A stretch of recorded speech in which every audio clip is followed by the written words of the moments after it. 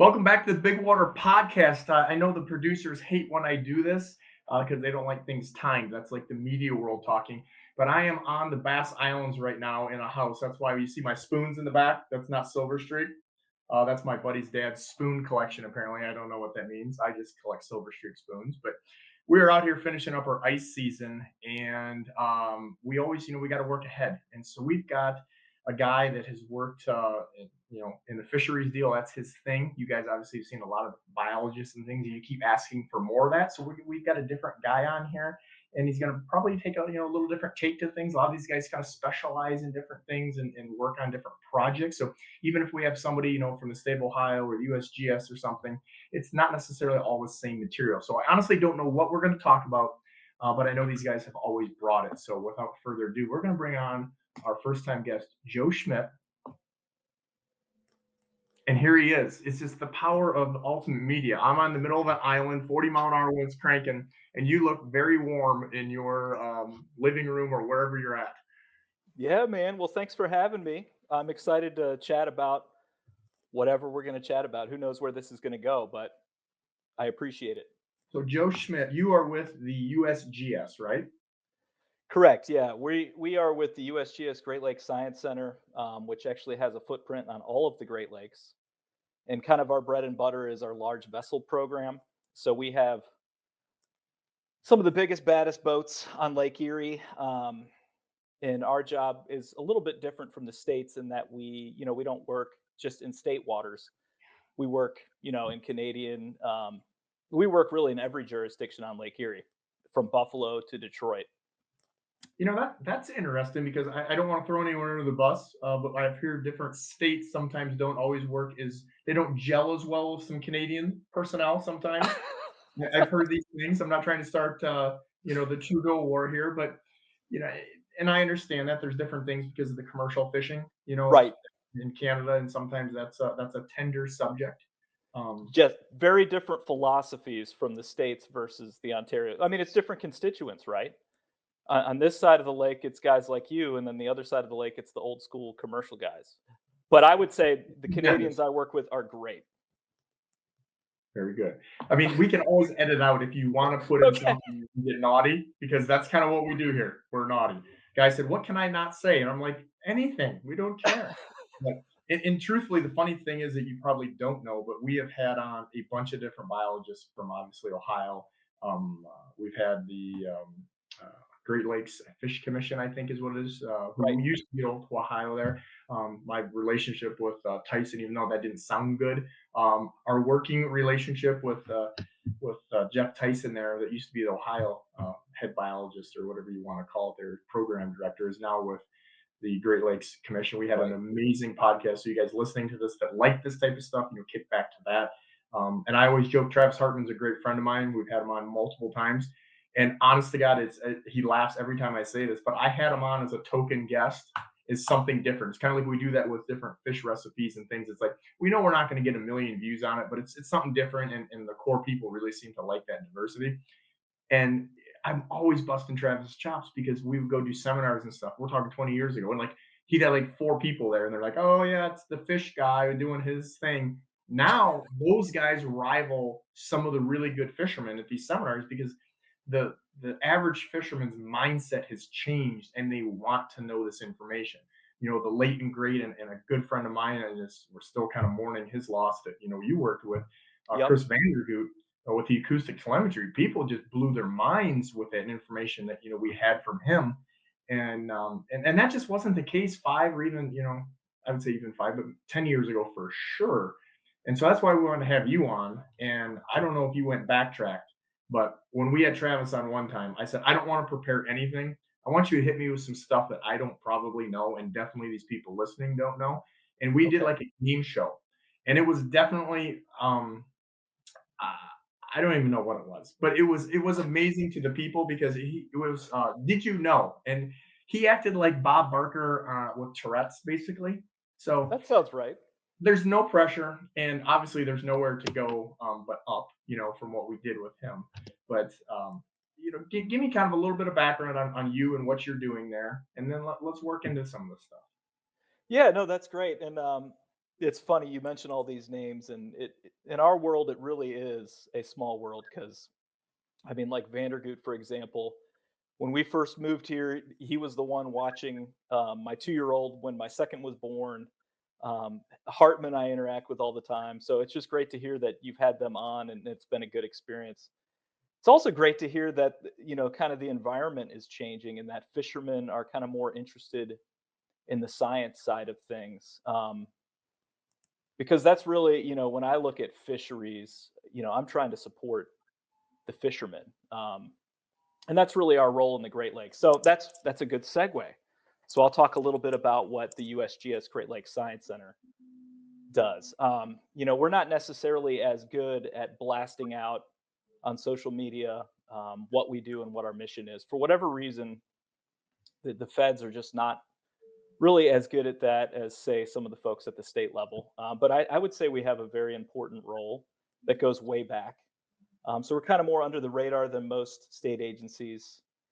Um, if people are really more interested in what we do across the Great Lakes as a whole, there's actually a really good documentary called The Fish Thief on Amazon Prime that was put together by the Fish Commission. So the Fish Commission is basically a non-government agency that coordinates research between us, Ohio DNR, Michigan, Pennsylvania, New York, Ontario. They're kind of the mediators, right? And we all come together through these lake committee meetings, and so everybody knows everybody, and it's a really healthy environment. I'm an outsider. I'm originally from Virginia. I did work on Chesapeake Bay, and I would say that people were civil there and things worked well, but you didn't have that same kind of interpersonal connection with everybody on the lake that you do here. I would just say we're a very healthy environment. Everybody communicates all the time, gets along, plays nice. And so that was kind of a breath of fresh air coming from the Chesapeake Bay up here and working with these people. But yeah, The Fish Thief is definitely worth watching. It kind of goes back all the way to the late 1800s. Um, what really started our office, which began in Ann Arbor under this guy named Dr. John Van Oosten, was the Lake Erie Cisco collapse, which I'll talk more about Cisco later. Um, but they essentially supported a 50 million pound a year fishery in Lake Erie, which is basically the biggest commercial fishery that's ever existed in any freshwater system ever. Really? Um, 50 million pounds a year. The most recent data for the Great Lakes as a whole, for every single species aggregated. So we're talking lake trout, whitefish, walleye, everything aggregated together for all of the Great Lakes, Superior, Huron, Michigan, Ontario, Erie, is about 100 million pounds. So Lake Erie, one species in one lake supported about 50 million pounds at its height. But as you can imagine, greed took over and they got annihilated.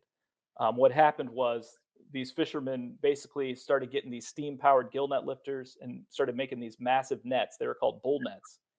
And they were basically, the panel depth was like 30 feet and they would be up to 500, 1,000 meters long. And they would just lay them across these migratory corridors and just hammer them. And so what happened was the fishery collapsed in 1925, and the states went to DC and were like, "Hey, we need help.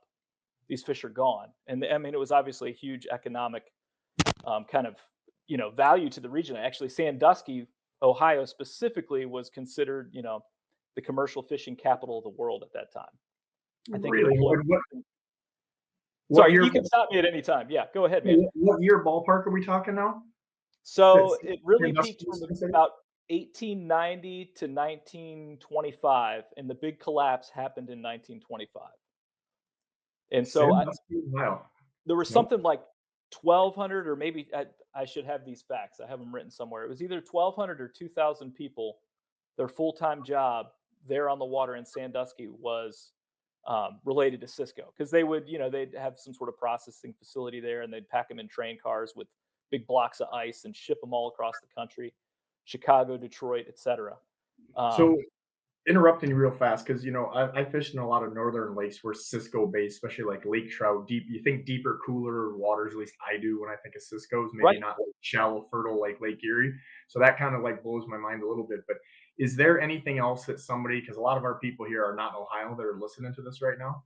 Is there anything else that Cisco's are called You know, like you go out in the salt water, it's like bunker, man. Hey, they got all these names for Yeah, yeah, something. yeah. Is there anything else that they may know Cisco's as is they go Yeah, so they'll go by lake herring in some places, and tulipy in other places. I think more like Minnesota and more in the upper Midwest, they'll call them tulipy. Um, but yeah, yeah, no, they were a huge deal, and you're right.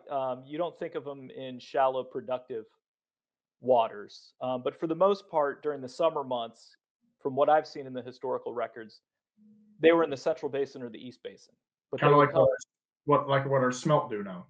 Right, exactly, in those cooler, deeper waters like you would have expected, and then they would migrate west to the islands to spawn, although there was some spawning around like, Presque Isle, the PA Ridge area as well. So when I Um, think of like tulipies and with guys that are lake trout fishing and stuff that I've done in Canada or the northern end of the states, I think about a decent size bait fish, if you want to call it that. Like, how big are we talking on average? Is a Cisco's kind of range? I would say the average Cisco runs probably 12 to 15 inches, but Lake Erie had its own special variety that, we don't really know exactly if you would consider it a subspecies or a strain, but they had this form of Cisco called the Albus Cisco, which they called the Lake Erie Jumbo Cisco. So they were much bigger. They'd get up to like 20, 23 inches, kind of like a Oh, small whitefish. Good eating too. wow. So yeah, Inter- fun fact, I'm sure you can interject something here because a guy that works for me running trips, he as a young kid worked on a commercial fishing boat, and he always would tell me we're talking like in the '90s, early '90s, I guess, and he would always tell me about how many whitefish that they would get in nets. And as a guy who's fished, thousands of days on Erie and been around and everything, and like to never have ever seen a whitefish hook and line or accidentally snagged or something like that, we still got quite a few of those in here, don't we? yes, we have whitefish. Actually, several of my projects revolve around whitefish. I've been involved in a multi-year project with a bunch of partner agencies from New York, Ohio, et cetera, looking at kind of whitefish genetics. So seeing if there's different subpopulations across Lake Erie. So I've run gill nets in the Detroit River, Central Basin, West Basin, and then our Canadian partners have been getting them up around Long Point. They still exist in pretty good numbers. Um, they were a little hard for me to find in the Central Basin, but yeah, there's whitefish are around. I don't think you're going to catch them, trolling a crankbait necessarily, but it's kind of surprising you wouldn't snag one from time to time. But I do think during the warmer periods they'll move east. They're looking for some sort of cold water habitat refugia as well.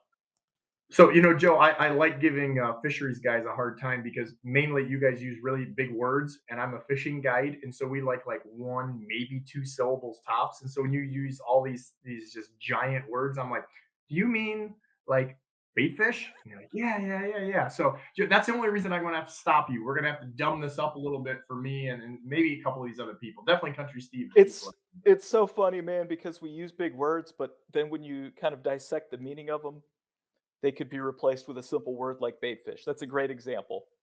Um, but yeah, back to the Cisco thing. So that was kind of how the Great Lakes Science Center began. It was the states actually made a direct request to the feds in DC and asked for help. And so this guy John Van Oosten came up and tried to figure out what was going on with the Lake Erie Cisco population.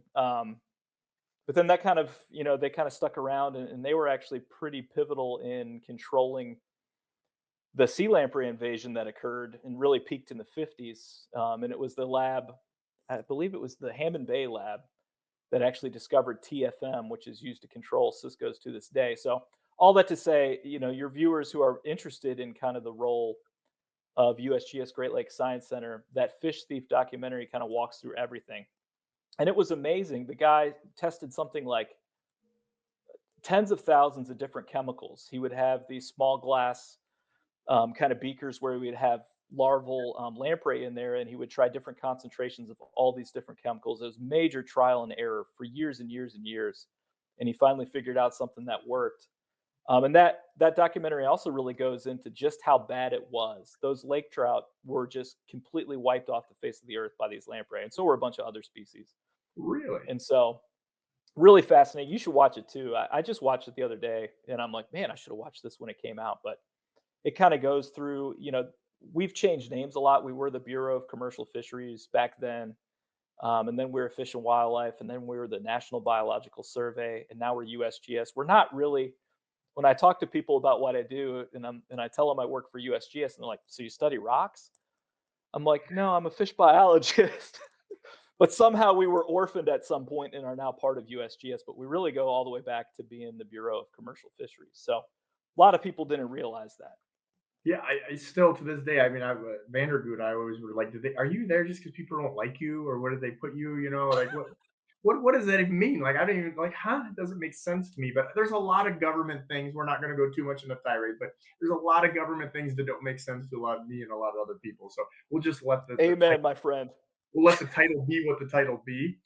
But Right. the end result is it kind of even be honest with you, while we're sitting here, is another one of the biologist guys, said, hey, you need to talk to this guy. He's doing some stuff in some different areas that we haven't probably discussed. And that, when they sent me like I can't remember what it was, but you had fish in there. And so I'm going to interject a little bit with people listening to this. And because I think that I'm not going to name the states and things, but there's some places that have some really shitty management going on. And I think a lot of it stems from guys that are in Joe's situation or more of the state level, likely, that are more interested in golf clubs. And Joe has some fish pictures on his Facebook profile, which we're not going to send you guys, stalkers. But nevertheless, that, like, to me as a fishing guy, like that's like, if you had golfing pictures in your entire thing, like, I don't hate you because you golf. I don't like you if you probably do it. But it's like, you have to kind of be engaged. You don't have to be the most amazing fisherman ever. But I think you have to have some type of ingrained, like, I want to be there. Yes. I totally agree, man. And I really value my colleagues that are in it because they have a passion about it. Because you got to go to school for a long time, and you're not going to make crazy money. Like the only reason I went into this field is because I care about the fisheries. Right? I'm a huge fisher. I mean, that's my passion. Not to the level of maybe you. It's not my livelihood at this point, but like musky Yeah. fishing, striper fishing, I'm all about it, man. It's my happy place, right? And so I feel like in that regard, I can kind of really relate to you guys who are really the most important thing in this whole equation. Without you fishermen, like what's the point, right? So I appreciate that.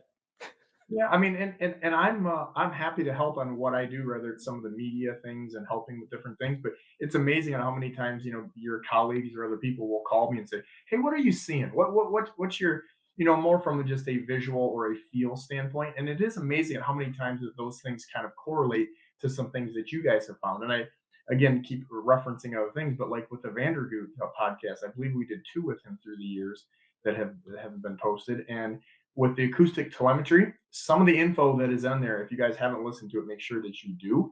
It is insane information that it basically took all of my assumptions and a lot of hard and wasted time and a lot of failure, and it gave a scientific proof and reasoning for, whether it's fish location, that all kinds of stuff that we just. And again, I think that that's kind of backtracking why that these seminars, when guys like yourself are there now, that the seats are full and not people are just sitting down to get a load off at a boat and RV show. So kudos to you guys too. But when you told me about the bait fish thing, that was kind of your little angle. I thought that was really good because probably one of the biggest things that I get in the gas station is, it's like I have a voice now, right? People know what I do. I got a raft boat, and people are always like, "Yeah, we got 100 million walleyes, Ross, but how are we gonna feed all them children?" And I'm like, "Well, I mean," and it's a common question to me. I'm like, "Yeah, we had 30 million fish or whatever, make up a number. Just like if you have 3 kids and now you have 10 kids, there's a better analogy. You need to do something else to feed 10 kids that Right. and hopefully we can kind of touch on some of that stuff too. And maybe the Cisco thing is a portion of that, especially if these things are getting, the size that they are. Yeah, no, that's a great point. I had a note in here to talk about forage at some point, but let's just jump right into that. I do think Cisco could provide an awesome alternative forage to what we have now. Because I mean, if you think about the West Basin, they're primarily probably eating gizzard shad. The shiners haven't. If you look at the forage task group reports, the shiners haven't been doing great in a long time. Dude, Um, brutal, the good brutal news though thing. with Yeah. with like the 100 million or whatever they're saying we have walleye now, for us, we're involved in these trawl surveys that look at yellow perch and walleye recruitment, age 0 and age 1 fish. But we also look at the forage base across pretty much the entire West Basin and then part of the Central Basin. And the good news, man, is that the last 2 or 3 years, the alewives have kind of been off the chain. So there is some alternative forage base there. Although I bet this winter, with it being a cold one, they're gone, right? Because the gizzard shad and both the alewife, they're highly, they just fluctuate a lot. And it Now, seems like it's temperature driven. I know enough to be dangerous. Okay, so like on other podcasts with the gizzard shad, I believe it's like maybe it's 6 to 9 months old, and after that, they're too big for walleyes to eat. Is that Right, because of fairly gape close? limitations. Yeah, I I think you're mean, right. per, close enough. But so then I guess where I'm going with that is does that work the same way with some of these other species? Because again, if a tulipy or whatever you want to call them, lake herring, get to be 20 inches or 14 inches, like at some point a walleye is not eating the thing, even though they're not as big around as a gizzard Right. shad. So do die-offs hurt us as much with certain species as other species would? Yeah, that's a really good question. With the gizzard shad, if it's the older year classes that are dying off, probably not because it's those jumbo shad, those 12-inch, those musky food, musky snacks, if you will. The walleye are not going to be sucking those things down. But the alewife, for whatever reason, in Lake Erie, they just don't get that big. They're not like the East Coast native alewives that you would see in Chesapeake Bay that'll get 10, 12 inches long. The alewives I see pretty much max out at like 5 or 6 inches long. So I don't think they really ever get past that kind of gape limitation, is what we call it. Basically, the food's too big for them to eat it. Again, So using big words. I can remember as a long time ago, because I was a very young man, that in like Chicago there on the southern end of Lake Michigan, the alewives they would get them off the beaches and the roads with end loaders, because they would just wash up either dead or as the temperature fluctuation or whatever that was that caused them to die. And the salmon fishery there was really struggling. Same thing on Lake Huron. Like there wasn't enough Yep. food, and they had a huge die off, and you just don't see that anymore. So is that something where there may be some reintroduction, or is there a reason that they're not thriving anymore? Yeah, that's a good question. I haven't heard about the big die-offs. I don't really work on the other lakes much, but the other USGS offices, one of their tasks is they do those forage assessments, kind of way out offshore in the open water on those lakes. And then they provide information to the task groups. And I think the task groups then will decide like how many Chinooks and cohos they're going to put in based on, prey availability. Because I think back in the day, they kind of used to fly blind and they would overstock. And then everybody was complaining about only catching 8-pound king salmon or whatever. Hmm. Um, but I really don't know what's going on the other lakes. I know that the forage, I think, has been down, but I think those die offs, those were all like a decade or more ago. I remember being a Well, that's kid yeah, way over. Yeah. in Chicago and seeing that and just smelling it. You walk to the beach and it's just like dead alewife everywhere.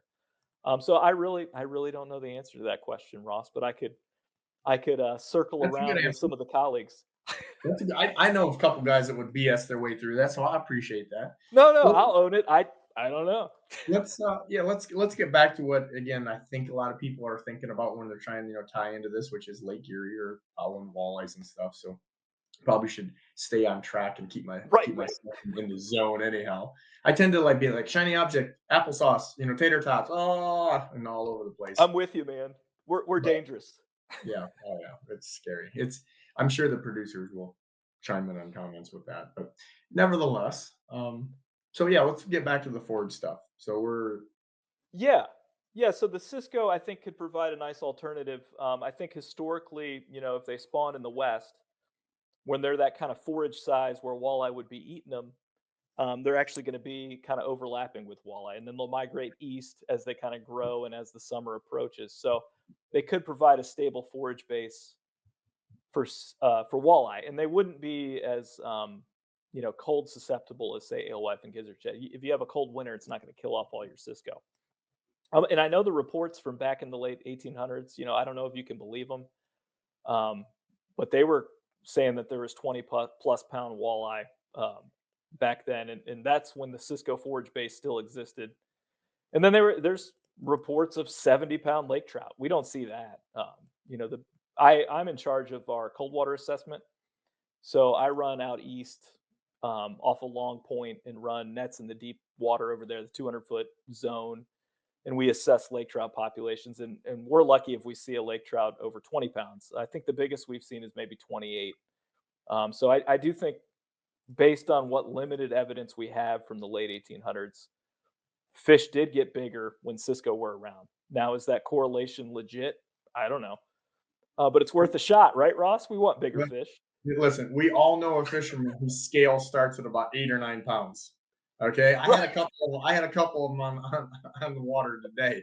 I mean, these guys under the ruler starts at like 6 inches, and ladies, that is not the joke that you're thinking it is. But yeah, these fishermen are insane. I can even backing up the one of the walleye records, the IGFA guy, and I'm probably switching this around, but one of the guys that had the record, the national record for walleyes, we got sued by the IGFA or the other way around because they did a photo analysis and the guy had a spade shovel. And so they did all this and they said, listen, spade shovels are the exact same size 300 years ago and now.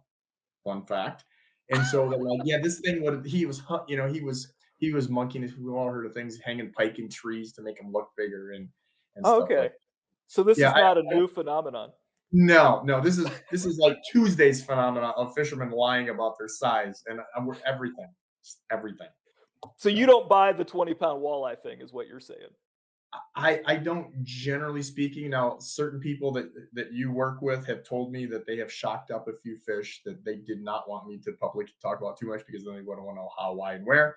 But that they found some walleyes, and we can talk about some of this later, not to be a tease, but that they shocked some very large walleye up. But I think when you hear something like 20-pound walleyes, I guess full disclosure, what I'm thinking is when you hear something like that, you talk about them like a 10-pound walleye now. Like 10-pound walleyes are hard to come by, but we know they're there. And when somebody Right. catches one, it's like, okay. So, but when you hear about somebody going, oh, 20, oh, yeah, I had a guy just literally like 2 weeks ago. He's like, yeah, I saw that picture on your Facebook page there. That was pretty nice. I caught a 40-incher there a couple of years ago. Okay, Bob. 40-incher? Yeah, Bob. Oh, okay, Bob. Yeah, shut up, Bob. Like Maybe he's just bad at species ID and it was a northern pike or something. I think there's a certain level of one-upping in fishing that it just doesn't matter. Oh yeah, I caught a 20-pound smallmouth. And you're like, oh my god. I mean, do you ever have anybody grab you when you're doing cessna and they're like, yeah, what are you looking for? And you're like, well, we know we're doing sampling. Oh, I caught me a 10-pound smallmouth yesterday. And you're like, All the time. All the time. It's yeah, because we did a thing with the guy relentless. that caught the record smallmouth. Yeah. and and we got a large presence there with the post and the video and all that stuff. And if you read the comments, I literally told the guy that caught it, one of my buddies is the guy that caught that record fish, and I literally said, whatever you do, don't go read the comments, man. I said, I just don't do it, because it was every person in there, instead of saying yay, oh my god, fish of a lifetime, it was like, well, I eat them that big. Oh, I caught one. I'm like, really? Is it? What in the Walmart is going on here? So, but And it's just nonsense. I mean, a fish like that, that's a true fish of a lifetime, a fish of many lifetimes. Wasn't that thing was over 10, right? What was the final weight on that? 10.6, I think it was. Oh And, my and god. and fun fact, it was a female with no eggs in it. No eggs. Okay. All right. Yeah, we actually did a video of you guys listening to this. That we did a video with the dissection and the whole thing, and because it was actually caught in Ontario waters, and Ontario required the fish to be kept. And then when we talked to a bunch of again happened to know a few biologists and speed dial, and called them and said, hey, what do you, because again, Greg that caught the fish said, hey, what do we do? And so I'm like, I don't know, but keep the thing in your live well, because his boat's got an amazing live well in it. And again, I know we're digressing crazy, but that's what we do here. No, it's And great. long story short, the fisheries biologists were like, that fish is probably not going to reproduce. It's at an age that we didn't even think that they could get to, Right. in theory, for a northern fish. And the pros outweighed the cons, because there was some backlash by some assholes there with that know everything, a street side biologist, I guess you Right. could say. Right. Right. And all the your guys, well, not your office, but our state guys said, we really want to take the I can't remember, the operculum bone, or the whatever the ear bone is. Uh, Otolith. Yeah. Oh, yes. That's what you're here for. You got to just boom, and keep us on track. And they learned a lot from that. And then what we did learn is this was a smallmouth that had no eggs in it. At the time, it should have eggs, but this fish was like a 90-year-old woman trying to give birth. It was not going to do it. It didn't, and it was at the end of Right. its life. So, And that's probably how that fish got that big was, its last couple of years of life, instead of investing all that nutritional energy into egg production, it just grew. And I've heard of similar situations. I'm a big muskie fisherman. Some of the larger fish that have come out of like Virginia and West Virginia, those were fish that when they've dissected them, their gametes were like rock hard. We've seen that where fish just stop trying to reproduce and are just putting all that energy into growth instead. So I think that fish was a freak for that reason, most likely. What was the age on it? I watched your video at one point, and I think it was like 13 or 14 or something like that. Is that right?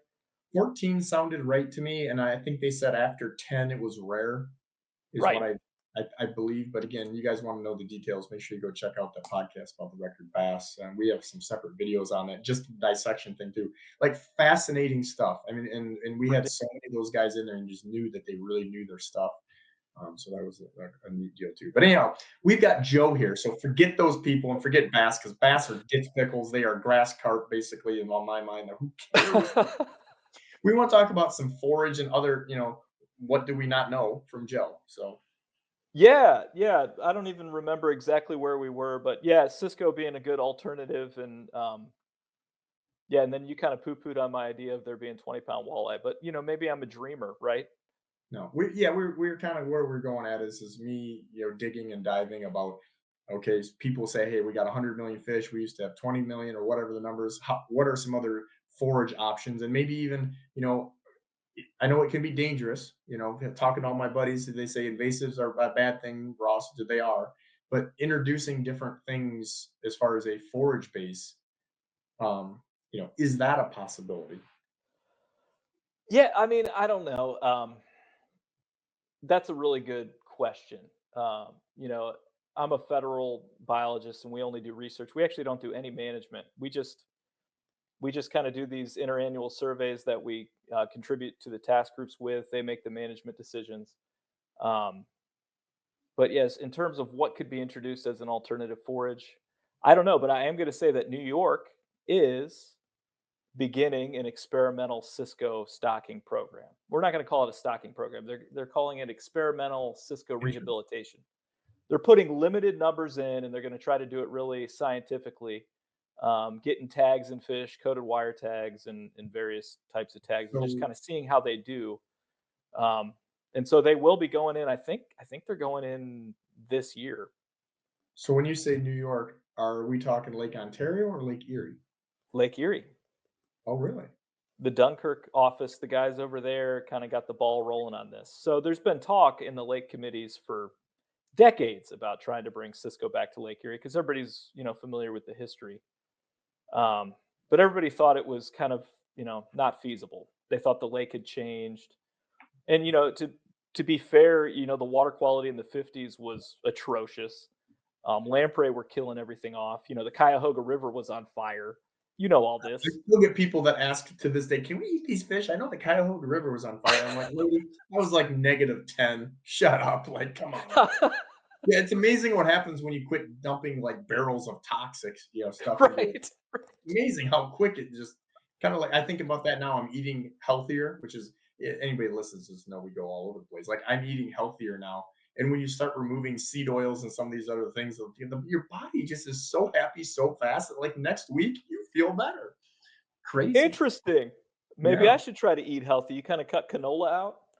I've got some people in my that are on my team, if you will, and basically the processed sugar and seed oils are a couple things that the inflammation as you get to be a little older fella that's still going 80 hours a week, 90 hours a week. Your body don't do what it used to do. It's hard. It No, was it hard does when not. I was young, right? Right. And I found out kind of through elimination of things that hey, I don't have as much problems as I think I do, but I have inflammation because of the food. And you Interesting. start looking at some of the stuff that's buried in this. This is really off topic, but amazing.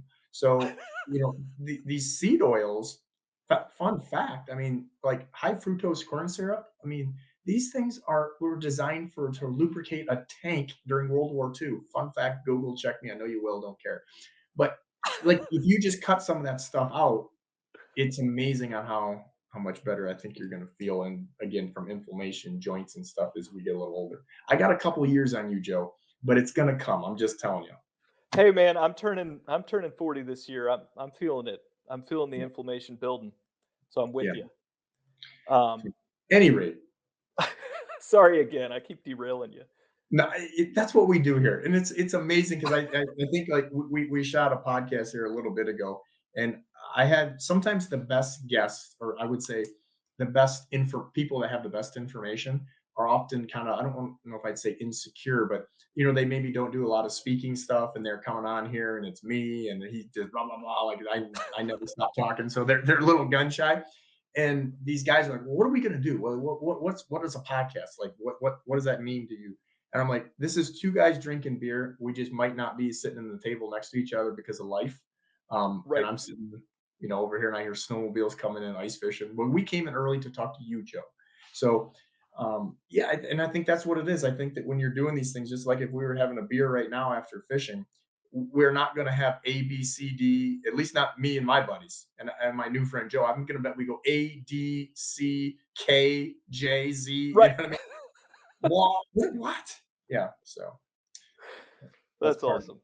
Yeah. So So we're yes, learning people what to eat and then what the fish might eat. exactly. It's perfect. It's all related, man. It's all related. Yeah. But yeah, the Cisco they're going to be coming at some point. I think they're only going to be putting a few 100,000 in at a time, which is certainly not going to be enough. I wouldn't think to have a massive impact on the food web right away. But they're going to kind of learn as they go and maybe kind of uh, develop new approaches and get better at doing it. Or maybe they'll learn that they all die and it doesn't work. Who knows? It's an Now, experimental thing. and you may know this one. I know I wouldn't ask you easy questions, right? Like I want to Uh dig in oh. and get the good stuff. So I remember Vandergoot telling me that they were putting acoustic telemetry chips in Cisco's that, and I don't know if that was one. I'm sure it's one they introduced or something, and because they were trying to learn probably their movements and such, right? Yep, I was on that project, and we actually went out of Huron and released those in, well, I guess kind of there at the west edge of the Central Basin. I think in 2021, and we wanted to see, could they find the appropriate like cool water habitat, and would they survive? And the paper's out. There's a paper on it I can share with you, and they survived for a reasonable amount of time. And it seems like they found, kind of the conditions that they would require. But it seemed like they were getting eaten by birds.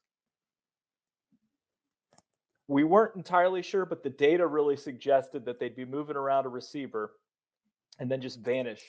And so they had predation tags in them. So if they got eaten by a fish, there's like this little dissolvable fuse in the Yeah. tag that the stomach acid dissolves, and then it changes the number from a 0 to a 1, and then the next time it goes by a receiver, it'll ping that data to it, and it'll tell it, oh, this fish was eaten. And Yeah, we that had was some of those, right? Some of the crazy. Cisco were eaten by fish, but a lot of them, it was like alien abduction. It was like they're swimming around fine, all of a sudden just gone, vanished.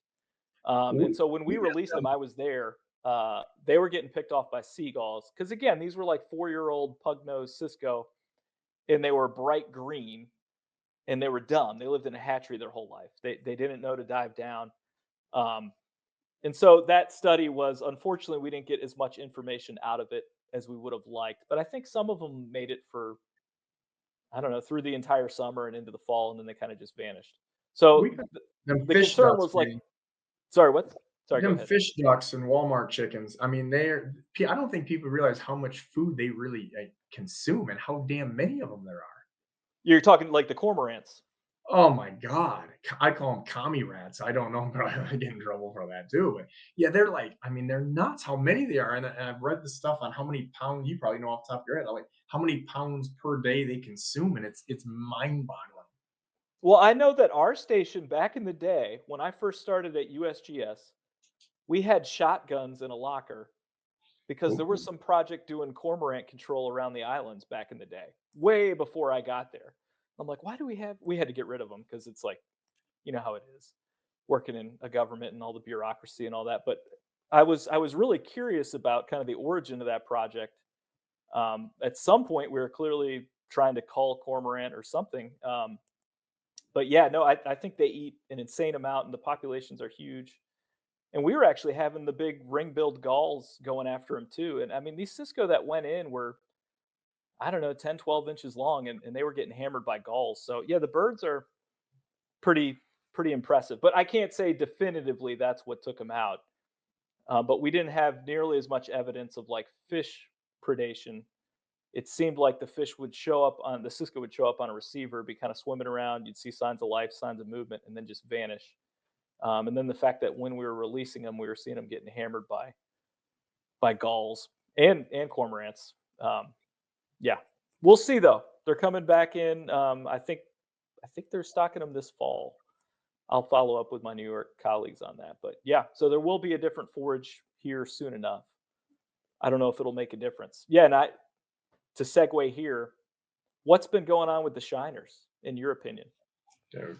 So I'm fishing right now, and I know they get mad at me when I tell this because it's probably going to be a month before people actually listen to this. But on Put in Bay, I've been coming out here. I think it's my 27th or 28th year in the wintertime. And we always net our own minnows, and I'm out here how many times before we even fish, in the fall. And this year, nobody got them. It was a big news. People that follow the Hmm. Facebook stuff that we had to bring a water truck over here with like basically about 80 some gallons of minnows, and we are ran out. And then some died off, and literally had some guys just fly some in. I mean, we're talking about these things might as well be gold plated by the time we get them here. And it just it's just bait shop. Well, guys listening to this say, "Hey, I don't ice fish. I get it, but how about when you perch fish? How many times you going into a bait shop and you can't get shiners? The price and the demand and everything has just been nuts. And I would argue there's probably less people doing some of that fishing at that time, and less people buying because there's so many things like Z-Man plastics are amazing for perch guys. There's your tip. But there's a lot of people that are using scented things and just, hey, I'm not going to use live bait no matter what, even if it's better. Yeah. I'm not going to mess with it or I can't get it. So I don't know. I just know that there's not nearly as many shiners. I don't see those bait balls as much. Not that my Yeah. summer unit where I travel is a good indicator for the entire 11th largest freshwater body in the world. But um, when the guys out there with nets can't get them, because I have several friends that's what they do. They do they bait for a living, and they're like, bro, they go 3 4 nights, they don't make any money, they lose That's money. crazy. I came here in 2017, 2018, so I really don't have any reference as to what it used to be like in the good old days.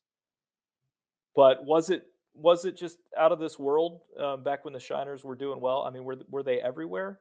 Well, I think it's like high school, right? Like everyone remembers things better than like you look back and you're like, oh my God, go back to high. Like, hell no, I don't want to go back to high school. I thought high school sucked. But I think people I think people have a short memory of just like, oh, you remember that trip? Like reminiscing is just the thing. And it's the cool part of hunting and fishing that I do. Just like these guys I've got now, they've been fishing with me several times a year for probably a decade or more. And that's part of the deal, but sometimes the truth gets really lost in that.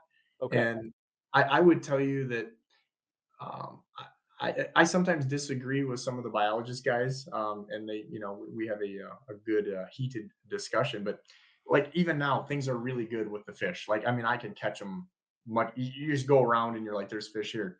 But I look back not that long ago. Let's say, man, it's probably 10, 12 years ago or something. We had a serious population problem, and you probably would know what that graph looks like better than me, but I don't Yeah. remember exactly. But and I can just remember, and it separated the men from the boys with catching fish. Right now there's a lot of heroes, as I like to call them, and when things are good, they're heroes. And I'm like, boys, when they get tough, you come see me. Um, and I think that we sometimes just think of the past as better than it was. Right. Okay.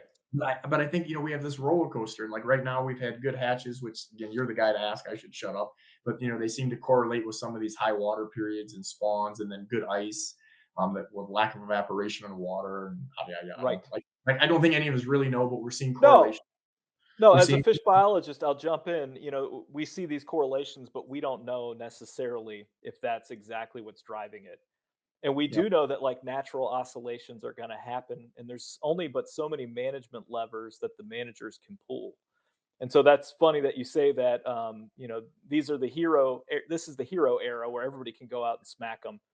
Yeah, But it everybody's is going to come back down to the mean at some point, and it's going to make men out of the boys at some point again.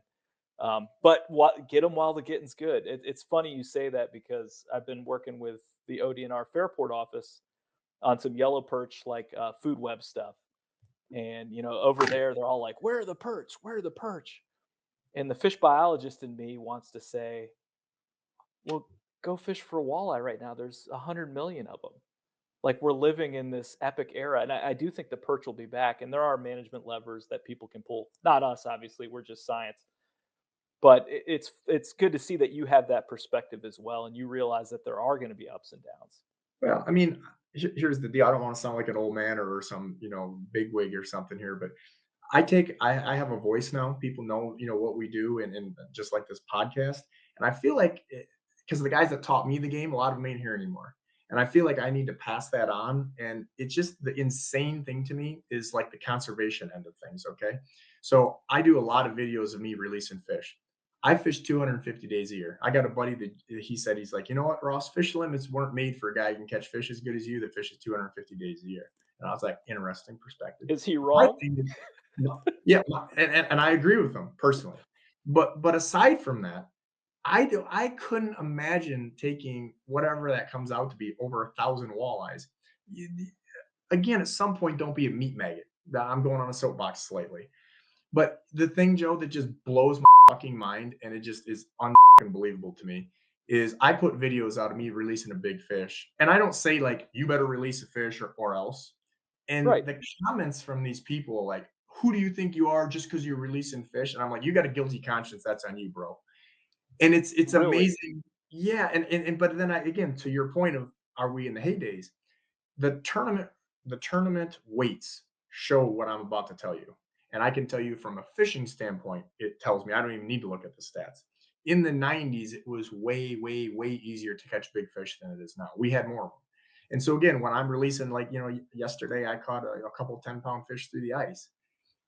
I don't need to eat a big old egg wagon. I got plenty of fish. I'm not cursing on you or whatever. I do bust the Right. ball of guys that fish 100 plus days a year that know how to fish that aren't a one timer. I do feel that's different. Again, Yeah. that's my perspective, so it is what it is. But I can tell you, we don't have nearly as many big fish. And I get into some arguments with some of the biologists with this because I said, listen, I know one thing: that fish can't reproduce and pass his genes on if I eat them. And I don't need that many fish. And so I think it's sometimes a shame. I wish some of our leadership would maybe encourage better conservation or fish handling practices, because I see a lot of guys now too. They're like, caught 94 walleyes today, and like in July at Geneva, they caught them 50, 60 feet down because that's where the temp break is. And it's like, dude, you killed 94 fish today, asshole. Right. Right. And well, no, they swam away, and I was like, "Well, let me punch you and beat you with a ball bat, and you'll crawl away, but you're dead." Right. It's the same thing, I'm mind blown, and that's one thing that I know that some of the guys like in your situation, you do, like you said, more of the research, and some of the state guys, that do more of the management setting or whatever. I kind of fight with them. I'm like, I think that there's sometimes maybe we need to have a little different message about some conservation, because other places that I fish and have a lot of friends in the fishing world or business, in Minnesota and Wisconsin, they're watching some of these fisheries just get devastated, like Mille Lacs Mhm. Lake that you like for muskies. I mean, Right. some of the talk was kill all the smallmouth out because we want the walleyes, or kill all the muskies because they're eating all the smallmouth. And it's just like, can we stop and think a little bit? Because Mille Lacs used to be an amazing fishery, and they have just mismanaged the out of that. And it's just like, Interesting. again, my perspective, I'm not a biologist, but I do know that I have friends that guide there and make their living there, and they can only keep one walleye, and they can't fish at night, and they can't do the. And it's like, are things really good if you can't keep any fish between this and this year, and you can only keep one at this time? And I mean, guys make their living there, and they can't even, people aren't traveling to go there. It really decimates, the business end of things at gas stations, hotels, all these other things that it affects. And Right. at some point, there was some mismanagement there. I mean, not that things can't happen, but Interesting. No, soapbox. I like that. Yeah, your soapbox. I get it though. I mean, you're a guy who's out there 200 plus days a year. You care about the resource.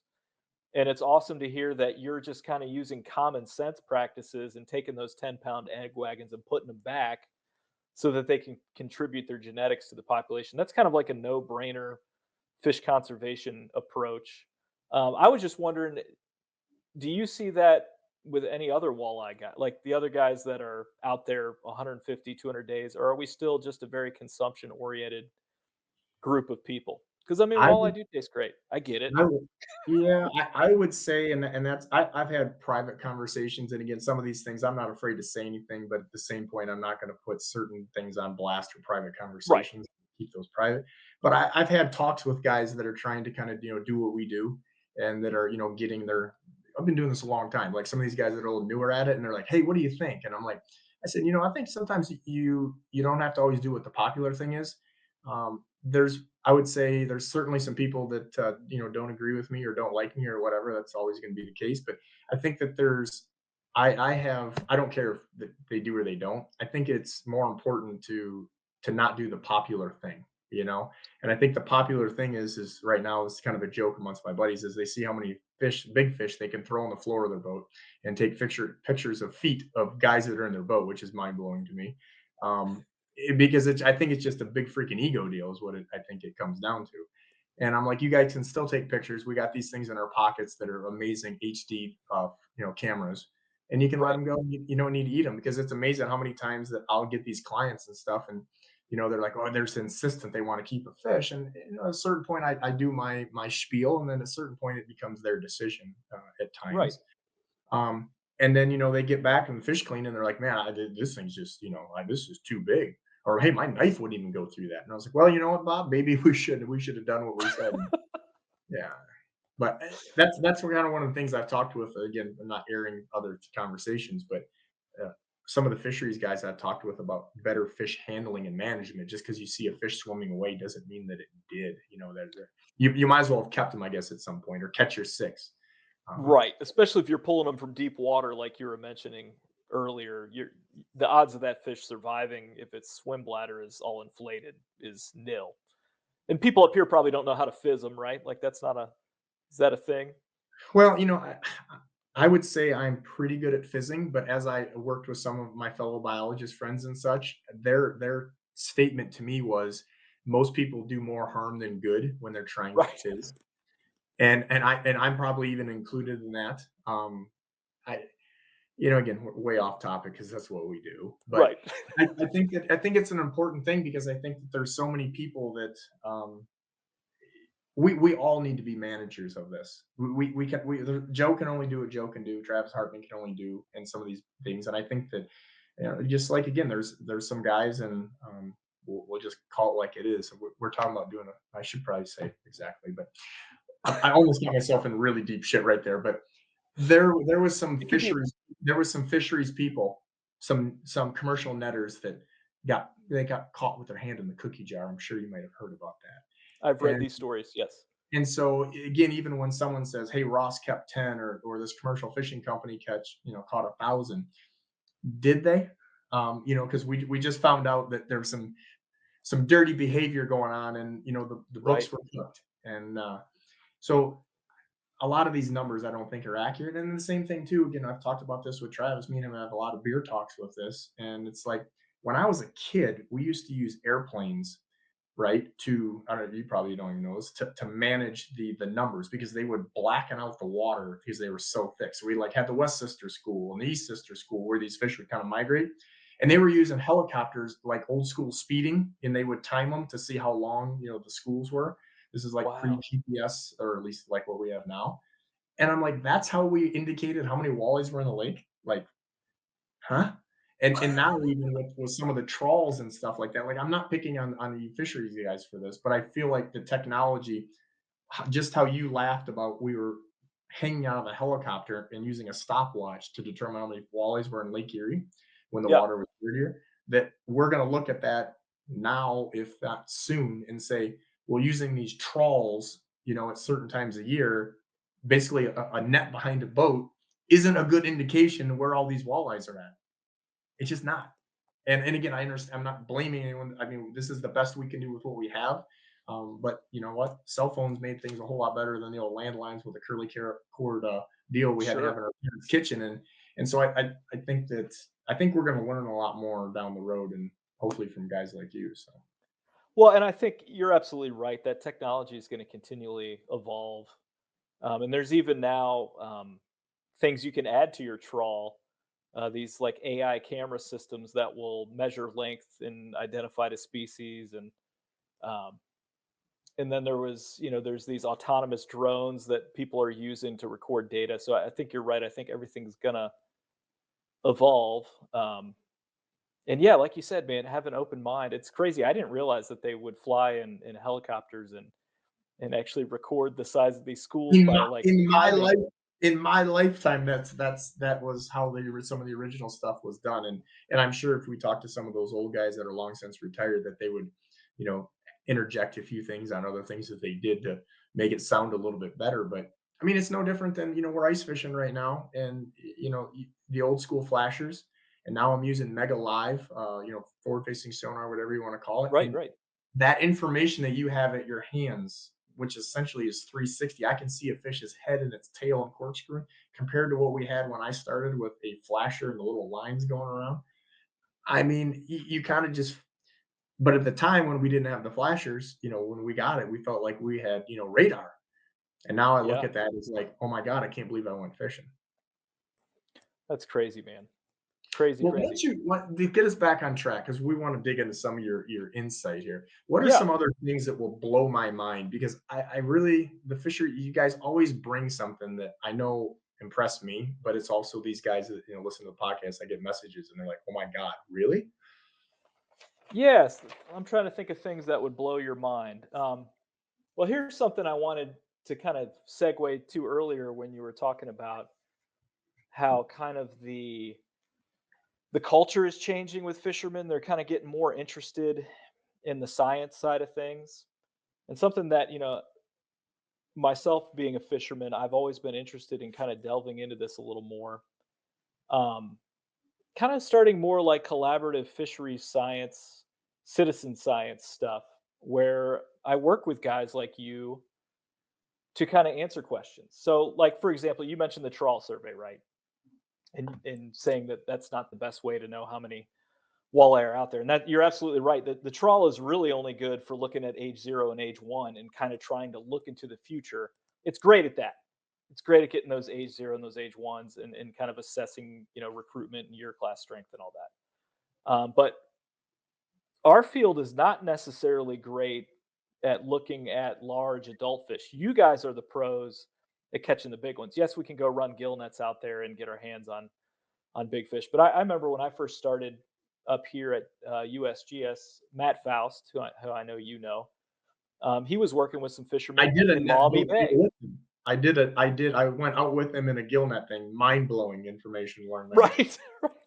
Well, the problem with gill nets, though, is it's also 100-year-old technology, and most of those fish are going to die.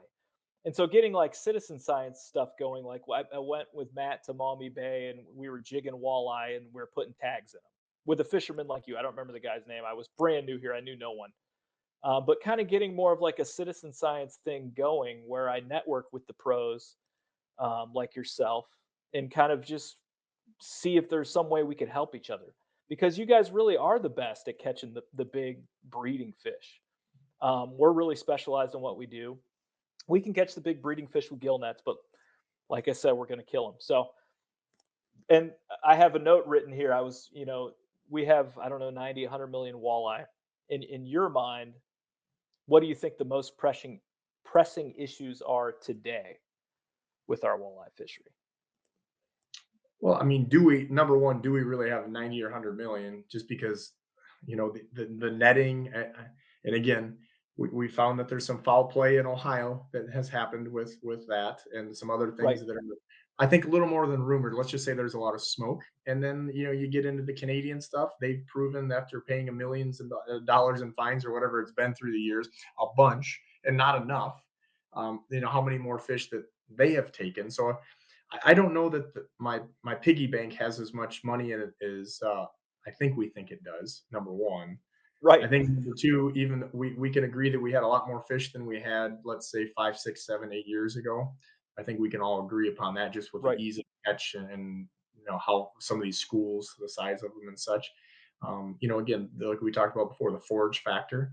And it's a little concerning to me because, people, my business doesn't rely upon catching big fish, but I would be an absolute ding dong of all ding dongs to tell you that when I'm shooting with in fisherman or meat or outdoor life or something, they're like, "Hey Ross, just see if you can catch me a 2 pounder like we'd find in Minnesota." um, right. and the big fish thing kind of scares me, and why I'm doing my part as far as a little bit of education or conservation and letting those go. um, is I feel like we want to be a destination, just not for quantity. Right, But Lake Erie right now, that it used to be like you want to catch a big wall, you go to Lake Erie. You talk to guys at Rapala or whoever, these companies I work with. Now they're like, well, maybe you go to Shimo Bay, or we go to Lake Ontario, hmm, we go here, we go there, we go to these, and all those places that you name. Basically, they have no angler pressure, no netting, and interesting. so and we have so many more people participating, which is amazing. But at the same point, then I think that a lot of these people maybe don't have any conservation or education involved. And I don't think a lot of people care. They don't care till it's over with. So in your mind, you think it's more of a, overfishing those older year classes and then not really able to get to their peak versus like a forage limitation. So Yeah, I like, mean, I have a lot of friends in the hunting industry, and the deer hunters that are, I don't want to say like me, but people that make their living doing that, you maybe know their name, or maybe they have a TV show or something like that. These people are big on conservation, generally speaking, themselves, and they're talk about deer management. You hear them go, no, no, no, Bob, that's not a shooter. No, no, no, Bob. This is, and even within their own properties, they manage their herd, right? With, oh, hey, we need to remove so many does, and hey, we don't shoot a 3-year-old or two, whatever, right, buck. And with fishing, it's just funny because, again, if you just want a humor, go look at some of our social media or YouTube comments, and people are just, they're assholes about why are you releasing fish, which is, right, it's insane to me in today's day and age that that person isn't not only laughed off the stage but beaten off of it. And I don't know why fishing doesn't have, with hunting, obviously, when you harvest, right? You pull right, the trigger or let the string go. It is what it is. In fishing, we have the ability, and while I know all the fish that are released are not going to make it, I mean that's just reality. right, But I know that if I'm reasonable with it and practice some good fish handling, and do the things. Don't let fish 40 feet down. That's a fish that we're going home. As an example, I get people that call me all the time. We're very fortunate to have a lot of business, and a lot of people that contact us and trust us with their fishing. And people are like, I really want to go with you. My buddy Bob, everybody's Bob in these stories in case you haven't figured it out. I My was buddy noticing that. Yeah, my buddy Bob. It's mainly because our friend B Team Bob that works with us. It's always like a dig, dig, dig, even though it's really not. So in some, there's whoever the ding dong is, his name's Bob. But Perfect. it actually started with my buddy Big Head. Anybody that's listened to this, the late Big Head Hen, he's one of my best buddies there who passed on us. But and it was started with him, and he was a guy who just he would donk you, and it was like he was like Hulk Hogan. You did not want him grabbing a hold of you, but just with this conservation thing on how the, there is no focus on it whatsoever. And these people that call me and say, "Hey, well, Bob said, we really want to go with you, but we talked to a guy, and he said that in July we could fish all day long and catch 100 fish, out of Geneva, as an example." And I'm like, so I explained to him, I'm like, we normally do catch and release in the spring and the fall, and that water's like below 50 something. But when you're down there, and I would say you reach a percentage of the people when you have this conversation. I'll be honest with you, it's way smaller than it should be. And you just tell them like, hey, we got to catch them and go home, because these fish are dead. And Right. unfortunately, a lot of people just they don't care. They don't care. And again, I think our culture thing, a whole nother podcast. It's not really what I'm set up for, but I think aside from fishing, we have a culture problem with a lot of stuff. I've said that many times. And again, it could be it's fish today, it's ducks tomorrow, it's whatever the next day. Right. Slamming the door on some 80-year-old lady as she's going into the grocery store. We have a culture problem, And I'm just doing what I can do, which is the fishing because I have a voice, and either Right. people respect me at times, a lot of them, I think, which I feel fortunate that they do from all the things like we're doing today. But Right. also that some fear my wrath that I would put them on blast, then I will. So That's so funny. Again, I'm a fisherman, but I'm not a walleye fisherman, so it's just so funny hearing kind of your perspective because I knew the walleye crowd was consumption oriented, right? Because they're good. I get it. But coming from like the muskie crowd, if you hold a muskie vertical in a picture, the muskie police will come after you. They will literally bully you online into submission. If you fish in water temps over 75, the muskie police, it's like a self-regulating society where conservation is king. So fisheries managers don't really have to do anything because the muskie well, guys are like, they're if anything, they're taking it too far. Like, no, you could probably hold that fish vertical. It's probably going to be okay. But it's so hundred funny that the percent. walleye's the opposite kind of end of that spectrum. So And maybe to there the could be a point, sorry, go ahead. Yeah. to your point, so we had Pete Mania, the muskie guy, on the podcast. He's a friend. We yuck it up when we get together. It's usually bad for everybody. And he talks about these things, and when we actually on our podcast talked about some of these exact things, and he puts these videos out on social media, and he basically is like, people that follow me, you can't fish from here forward if you're fishing, Wisconsin here and there or whatever, because the water temps are at this and you're going to kill muskies. We saw four die. We saw four on Lake X die yesterday. I'm going to hunt you down. And it's promoted and accepted, where with walleyes, it's the opposite. People It's ride my ass opposite. because I Right. do a release video. Same thing with the bass world. Can you imagine if I started flaying up all these bass? And Right. and I'm like, because walleyes taste good, or like, what's I don't get it. Hey, newsflash, they actually all taste good. But for whatever reason, these kind of cultural divides have occurred and these little bubbles kind of handle things differently. So that's just so funny to me that you're fighting that battle with Crazy. walleye. But Yeah.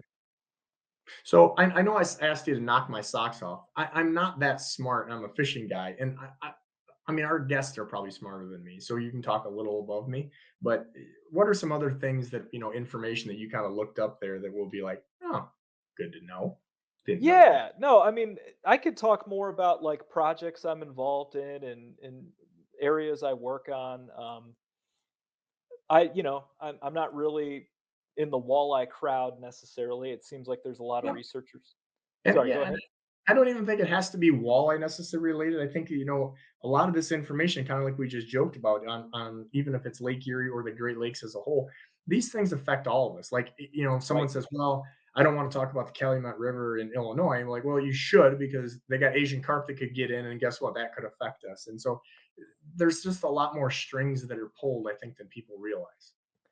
Yeah, no, it's funny you mention Asian carp. There's folks in our office that spend their entire careers messing with this grass carp research, which they're finding more and more river systems where these grass carp that you would assume would be triploid. They're obviously stocked in inland lakes to control vegetation, and they're supposed to be triploid, meaning they can't reproduce. They have you know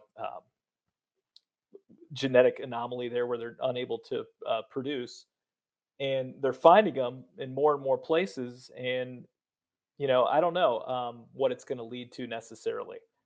The grass carp are not necessarily out of control now, but I think a lot of the work that they're doing, I'm sure you're familiar with the big head and silver carp that are Yeah. they're just miles from Lake Michigan, right? At this point, um, there's a team of people there working all the time trying to control them and keep them from getting into the Great Lakes. And you look at the Great Lakes and you look at their productivity, and they'll get into Michigan. I don't think they're going to thrive like they will in the Mississippi River, where they're jumping everywhere and knocking people out in the boats. But if they got into the western basin of Lake Erie, that'd be a big problem. We're hyper eutrophic. We've got the conditions here that could grow, massive populations of big heads and silvers. So, yeah, there's people in my office that's their whole career is learning about grass carp, doing these kind of egg models where they're basically figuring out where these fish are spawning in the river. They're sending these strike teams in with nets and electrofishing, trying to control them. And yeah, it's a fascinating world. I Sorry, want go to be ahead. on the fishing strike team. That sounds just amazing. It's like Right. Arnold Schwarzenegger meets boat. That's put me on the strike team, boss. Where you just go out there and slaughter fish. Oh, yeah, just like Invasive fish. these are bad guys. Take them all out. It's like Right. GI Joe for adult fishermen. Yeah, man. So yeah, and that's funny. My previous work before I came here, I was involved in invasive catfish work in Chesapeake Bay.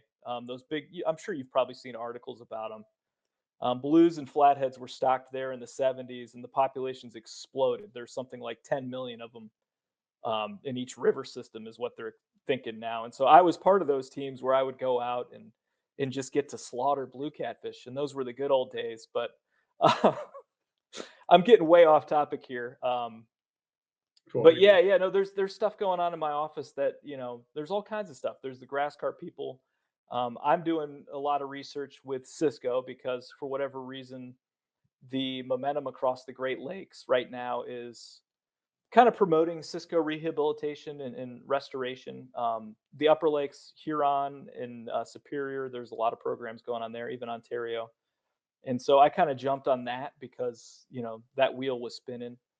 And so yeah, when I first started, one of the questions that they had was, does Lake Erie have cold water habitat that would continue to support Cisco? We know that the lake has changed. You know for a fact you're not seeing nearly as much ice now as you did 20 years ago.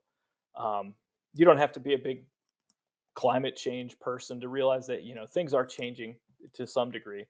Um, and so one of the first things I did was I actually took these like vertical, what we call oxythermal profiles, but we're really just looking at oxygen and temperature. And I took it from EPA does a bunch of surveys, and then a bunch of our state agencies collect water quality data from near shore. And I kind of mapped based on the habitat we know Cisco use in other systems, like what percentage of Lake Erie would still be suitable for Cisco. And so what I found was that, despite all these changes, right, like you're not seeing ice now like we did 20 years ago. And if you look back in the 1950s, you see all these pictures of people driving out of the ice in the West Basin and like Winnebagos and stuff. You don't see that anymore. But when I did this analysis, I use this. It's basically like an interpolation thing where you can build these heat maps. If I found that like actually there's still huge amounts of habitat along the edge of the eastern basin, or sorry, the eastern edge of the central basin, and then going into the eastern basin. And so that was kind of one of the driving factors behind New York saying, "Hey, yeah, we'll try it." And so that was an exciting thing, and that kind of one thing led to another. And another little exciting bit of information was, again, I'm stuck on Cisco right now because that's my life. Um, so Lake Erie had their own unique. I'm just going to call it.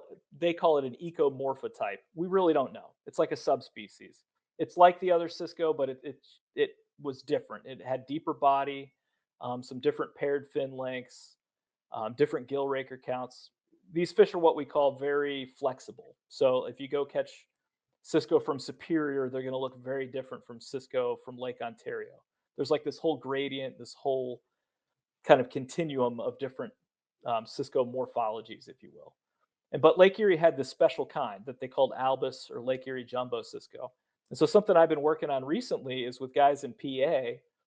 They dug up some records in their archives. They're like, hey, I think we have some kind of vague evidence that, like, at some point in the early 1900s, we took Cisco out of Lake Erie and dumped them into this little lake called Crystal Lake in northeast Pennsylvania. And so the importance of that is the original form that was in Lake Erie that supported this 50 million pound fishery per year is extinct. Like it's not present in the other lakes. Nobody has seen this albus type, which is kind of it's got a unique morphology. And so I went to Crystal Lake and worked with these guys. And long story short, both morphology and genetics now demonstrate that yeah, this is the original Lake Erie Cisco. And so a fish that we assumed was gone, completely gone. That paper just came out. I can share it with you after this. Just came out last summer. And so that's just a really exciting thing to be a part of. And it wasn't me. I did quite a bit of the work with a guy named Randy Eschenroder, who's with the Fish Commission, who's been studying Cisco for decades, and it was folks at PA or in PA that kind of got this all started. But to be part of a team that discovered a fish that was supposed to be extinct and once supported the largest freshwater fishery on Earth was pretty exciting. Sorry, lengthy ramble there. No, that's what we do. Is it safe to say that we have no idea really how or why they became extinct? No, it's pretty safe to say that. So what happened was they got hammered. I was explaining that earlier. They were setting these bull nets, which just think of a bull net as just a ridiculously huge gill net, 30-foot deep panel. So if you're in the West Basin, that means a gill net that goes from the top to the bottom, right? And then who knows how long it was, 1,000 meters long or whatever. And they had these big boats with these steam powered lifters, and so they crashed the population in 1925. There was some debate about it, but a lot of the evidence suggested that they did overfish it. They hammered it because they came back. There was a couple of periods. I think 1943 they had a big year class, and all of a sudden the commercial fishermen were catching them again. And so they kind of oscillated and were around in some number. And then the final nail in the coffin, 50s and 60s, were coming back around. When the Cuyahoga River was on fire and they were dumping industrial waste right into Lake Erie. Once all that went down, then they were gone. They were gone. So um, I do think ultimately, the overfishing thing was the big driver initially, and then water quality kind of caught up to them, and they're never able to recover. But it's cool to know that there's at least this one tiny little lake in northeast Pennsylvania that still has, like the original Lake Erie OG Cisco. We still have to do more work. We don't know how many are there. There's no efforts right now to like take those specifically and put them into Lake Erie. Um, but I think the managers at some point down the road will try that. I think right now New York is going to use hatchery stock from Huron, which is fine too, because we have genetic evidence that we've always had like Lake Huron Cisco, at least in the West Basin. I mean, we're all connected, right? How hard would it be to swim through the St. Clair and through the Detroit River and end up here, right? So, Well, yeah, with the acoustic telemetry stuff, we've proven that those walleyes right, do that to spawn, let alone anything else. right, yeah, and like think of the muskies they stock or they've tagged in St. Clair. That there was a couple of them that literally every year would go from St. Clair to Buffalo and back. And so, Yeah. fish move around, right? Um, but yeah, no, I don't know if that was something that you would count as blowing your socks off, but it's pretty cool that the OG Lake Erie Cisco still exists. I don't know Well, what the next steps are, but we know it's there. So I guess you know what I think is a blow your socks off thing, and maybe that's not the term. Um, Probably the best one I could use without getting in trouble. But I think it's the things that I kind of hate. It's kind of like we talked about with the fish numbering or population numbers, estimates, and things. I like things that we kind of have some real scientific proof. So like, while that may not be something that's like, oh my god, I think that answer is gonna be true in 20 years, and we're gonna be able to prove even more so that it was true because we don't know what we don't know. But so many of these times, right, we're having conversations like this, and then like 10 years later, we fact check and we're like, yeah, we weren't right.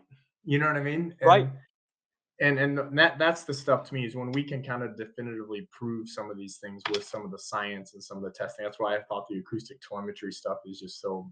I mean, if people don't understand how valuable that information is, they are not very quick. So right. No, man, that's amazing insight.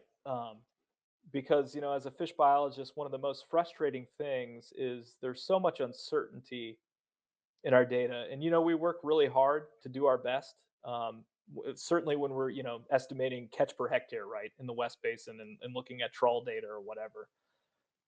But there's just so many factors at play. It's just so dynamic, and so you're right. Like this acoustic telemetry stuff is amazing because it's just like real data that you don't have to question. If this fish pings on this receiver here, we know what the range of that tag is. We know it was within range of that tag. We know it's not with uh, it's not without question there. So I'm with you, man.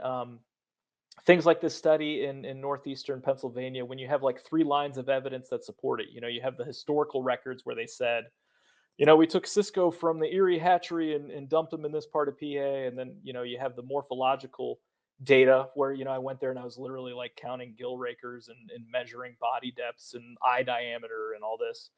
And then now we have the genetics that's like, so the story behind the genetics is actually kind of cool. So when we first started talking, I went back to how our station basically came out of John Van Oosten, going out, of DC to kind of see what was going on with the Cisco collapse. So our office has been around since the early 1900s. Well, we found these old archived scale samples from Cisco from Lake Erie before they went extinct, and they were all dried out and flaky.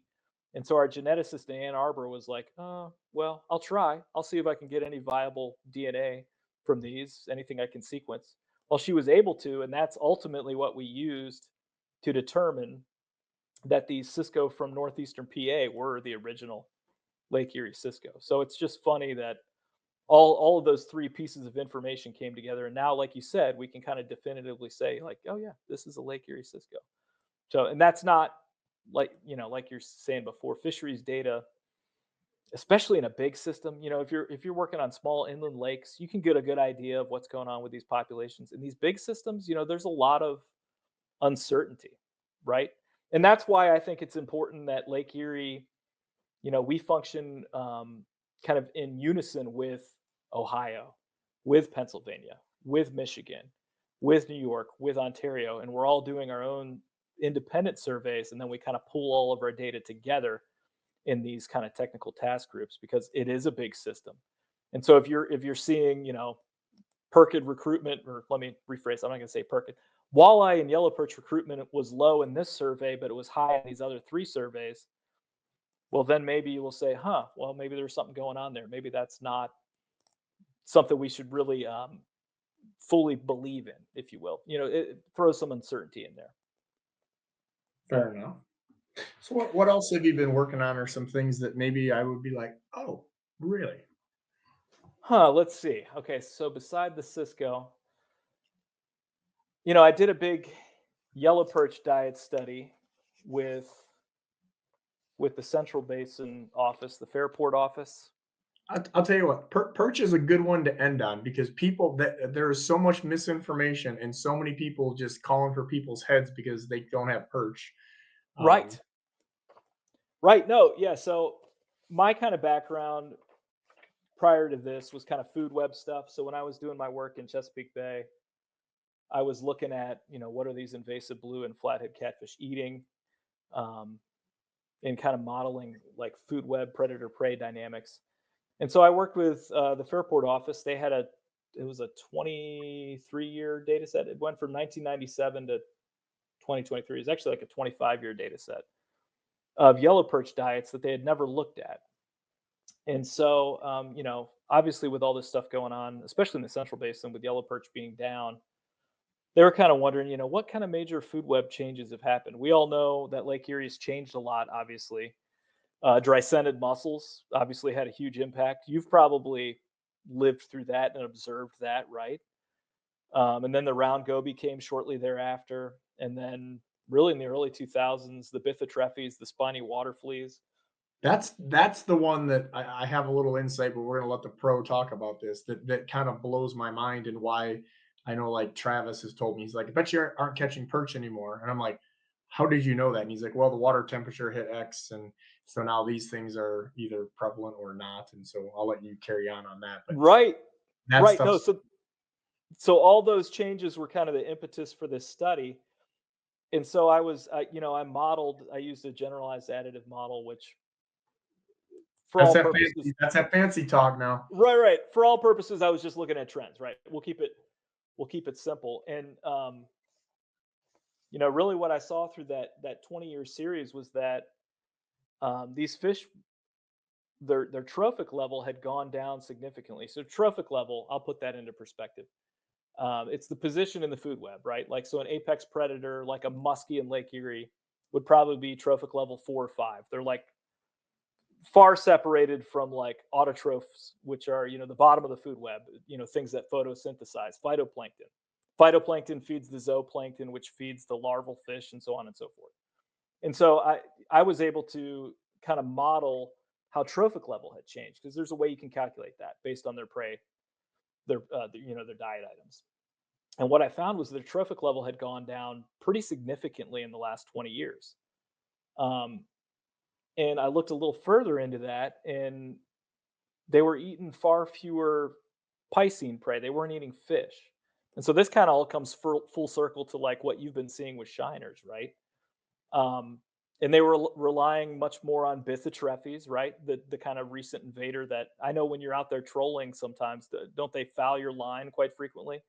Yeah, so all that fancy talk I call them sea fleas, water fleas, or Sure, whatever. spiny fleas, water fleas, whatever. Yeah, They look like I don't know, olive colored and black, like cotton almost on your rod. And you flick them off. You guys know that have seen this. And yeah, but yeah, perch are yeah. eating So yeah, no, I mean they're prolific. They're everywhere. And so what we saw was this shift away from, obviously the forage seems like it's down. Or if you look at the forage task group, all the evidence suggests that for whatever reason, a lot of the forage isn't doing well.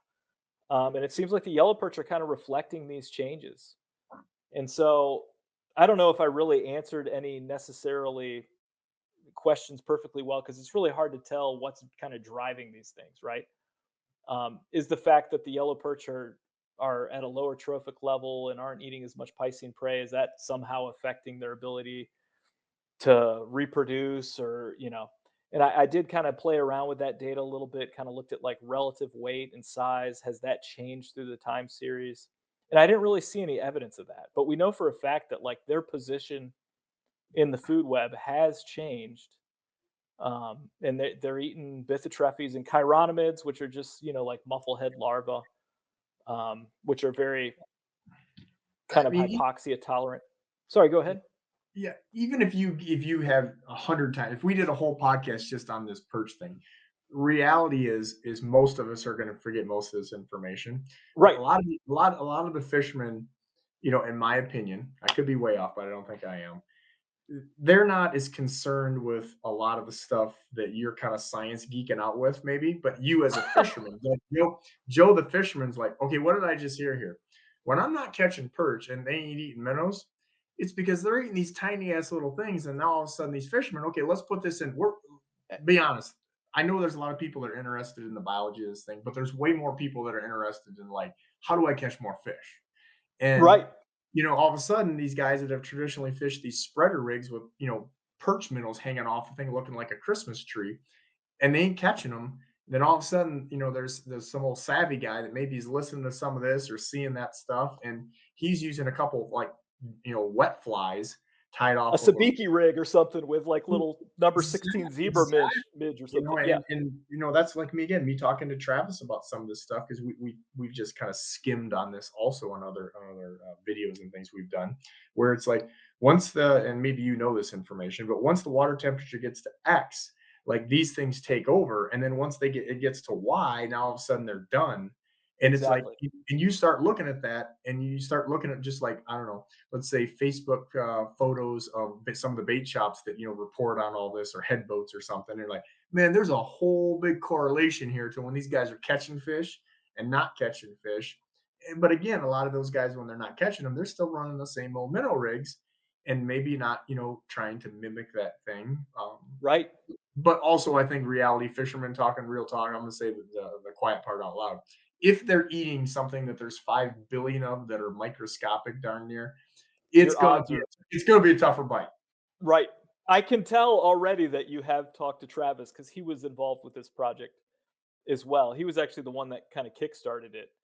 But you're absolutely right. I think the take home for fishermen, I was rambling about trophic levels and these models looking at change, but the reality is the way yellow perch are operating, at least in the central basin, is different than it was 20 years ago. So fishermen need to be a little more creative, and so you really did just cut to the chase there.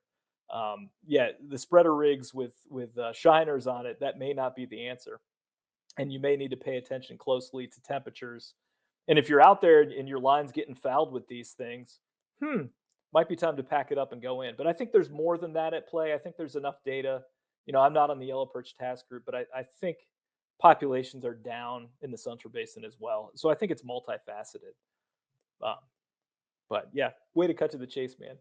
I could tell you've chatted with Travis. We did it once in this podcast because I normally say like, hey, we covered this and this at the end. I don't know what we didn't cover. We talked about what foods I think you should eat now, Right. or not eat perhaps. We talked about Ross's ideals on fish management or trying to be a better steward of the sport. Somehow we worked perch in there. We talked about Cisco's. I mean, this has been so all over the place. I'm sure that somebody, if they lose their headphones for a minute at the gym when they're on the treadmill, they're going to come back like, how did they start talking about perch? Like what? But again, Maybe your beer. editor can put some segues in because we Oh, did hop all over the place. I think you know what I think the people are used to it. I think that it's one of those things where it's just like these TikTok videos with it's not even kids anymore, but I'll say the kids make us all feel better, where they're like all these little quick edits that a video can't have more than 2 seconds without an edit. Right. Like children's things. Like I've got a nephew who's 4 who I'm told by people in my personal life that I'm very similar to. Not sure what that means, Ouch. but yeah, I'm like Shots whatever. fired. Is a 4-year-old 6'3" really? But all these little kids shows. Why all kids? It doesn't matter if they're from Columbus or California. Is they all like the same stuff. You ever notice that? Like at the same Yep. time, like everyone's infatuated with the Barney or much different. That was a long time ago, but Right, nevertheless, right. there's You something just like totally dated yourself You there with dated yourself. Barney. and boss lady kicks in telling me it's good night and go home and goodbye. Yeah. But in all seriousness, it's like these quick edits that people like. It's like when we do these videos, even the ones that have the most success that we put out there are the ones that are like boom, boom, boom, because we all lose our attention so quickly. And so when I get yelled at from like boss lady for many things like that, and producer dude, and really everyone on the team, it's like, well, everybody is like me. They're all over. And then we covered 20 things today. So we're multitasking. We're like a Leatherman tool, not just a pair of pliers. And I'm to blame. I had notes, but I looked at them like twice. I can't follow notes, man. I can't. Can you imagine if we both had to go back to school right now? Oh, it'd be terrible. Boss lady, I mean, are you, what do you feel? I mean, this was, You guys actually did fairly well for an hour and a half because both of you have that personality of shiny object squirrel. So I Ouch. was impressed. No, I was Mo impressed. just got I thought, smoked on his first outing with us. Love it. I know. I was like, gosh, this is gonna be a train wreck. But it was good. It was like sitting around a campfire listening to two dudes talk. So Okay.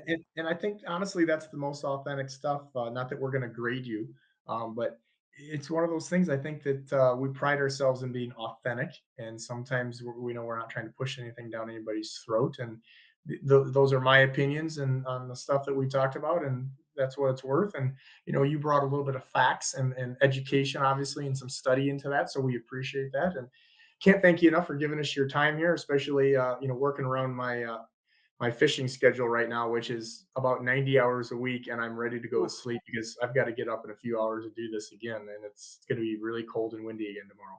How's your So, back feeling?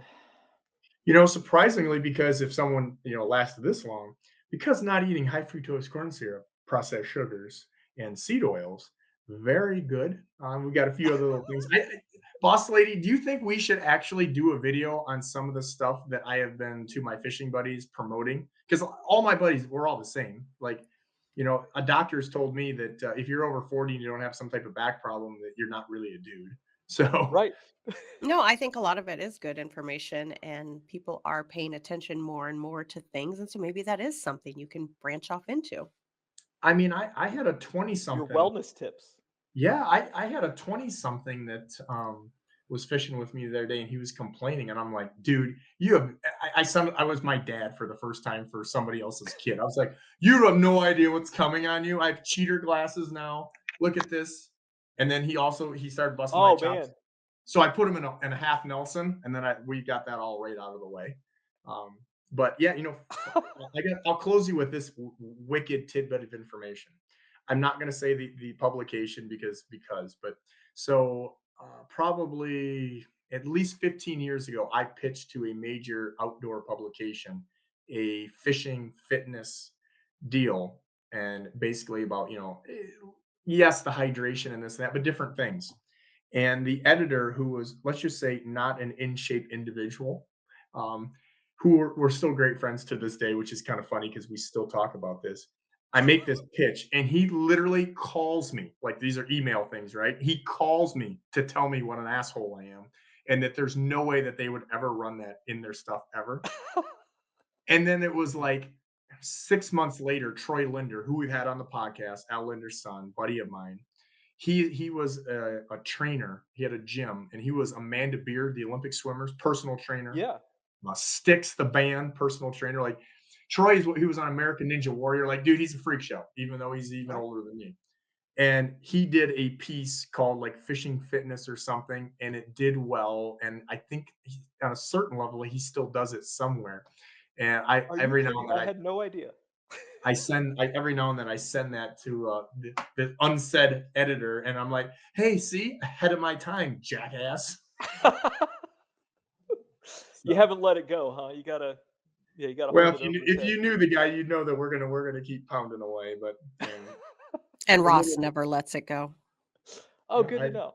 yeah, no. But actually, and even today when we were in the shanty, I brought up things about 10 years ago, and the guy was like, I feel like I have my ex-wife in the shanty right now. So So I don't said, get on your bad side. yeah, I told him, I said, well, I'm your water wife. That's what I am. When we're out here, I got eyes in the back of my head. But in all seriousness, Joe Schmidt here with the USGS. Can't thank you enough for giving us your time. Make sure you keep us in tune with what's going on, whether it's an update on the Cisco's or whatever else it is. You guys that listen to this and like the stuff, obviously the biologists have been big. I never thought you guys would like it, but you have. We've got many of them, 4 or 5 minimum, that we've done with other guys that maybe go into more detail on some of the stuff we kind of highlighted here. So make sure you check all those out. They're on all those download sites, because Bigwater Podcast is on Spotify, Apple. Basically, if you can't find it, you probably suck at catching fish and finding fish, because it's easy to find. Bigwater, one word. Podcast is 2. Pretty simple. But make sure you check us out at bigwaterfishing.com if somehow you can't, because we've got them linked up there as well. And again, Bigwater Fishing, noticing a trend here, everybody, on Instagram. We are even, Boss Lady, do you want to tell them where else we're at now besides Facebook and Instagram? Somebody's on the TikTok. And I haven't got you. You I haven't know. danced yet, though. We got to I get you like doing the dancing trends. I know. And do you know, Joe, how messed up things are? I literally have friends, clients, industry friends that are like, man, is this really your TikTok account? Because I was just like, I'm not doing this, the Chinese, everything else. Right. And and long story short, these people that are, you wonder why I am the way I am. They're like, we're waiting for you to do your little like ginger beard dance or something. I'm like, I don't know what that means. I know it's derogatory. Oh, Um, it's coming, people. It's coming. And I did just trim my beard. I came back for an Amish show, and I kind of embarrassed some of the Amish guys. I had such a Brazilian blowout on my face.